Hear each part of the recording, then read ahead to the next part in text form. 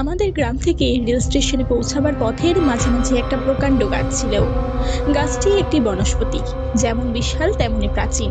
আর সেটা যে কি গাছ তার পরিচয় কেউ জানতো না। এদেশের উদ্ভিদের সঙ্গে তার গোত্রের মিল ছিল না।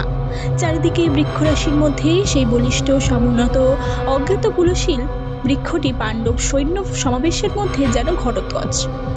স্বভাবতই বৃক্ষটি দৃষ্টি আকর্ষণ করবার মতো, কিন্তু তার আরও কারণ ছিল। সেটা ছিল একটা ফাঁসি গাছ। লোকে বলতো নবাবী আমলে প্রাণদণ্ডে দণ্ডিত ব্যক্তিদের ফাঁসি দেওয়ার জন্য গাছটি ব্যবহৃত হতো। কাছেই একটি গাছে থাকতো নবাবের ফৌজদার। প্রাণদণ্ড দেওয়ার ক্ষমতা ছিল তার। কোন ব্যক্তির প্রাণদণ্ডের আদেশ হলে জবাবের লোকটিকে ঝুলিয়ে দিত গাছটির একটি ডালে। মানুষ ঝুলিয়ে দেওয়ার মতো এই ডালগুলি বটে। গাছটির গুড়ি থেকে 25-30 হাতের মধ্যে কোনো ডালপালা ছিল না। একেবারে পরিষ্কার গা, মসৃণ, তার উপর ডাল বেরিয়ে। এক একটা ডাল কি লম্বা, একেবারে গ্রামান্তরে গিয়ে যেন পৌঁছায়। এমন থাকে থাকে সুবিন্যস্ত ডাল উঠে গিয়েছে। যত উঁচুতে উঠেছে ততই ডালের দৈর্ঘ্য কম। সব শুদ্ধ মিলে গাছটির উপরের দিকে ছুচলো মন্দিরের আকৃতি। গায়ে গোপাল বলে একজন বৃদ্ধ মুসলমান কৃষাণ ছিল।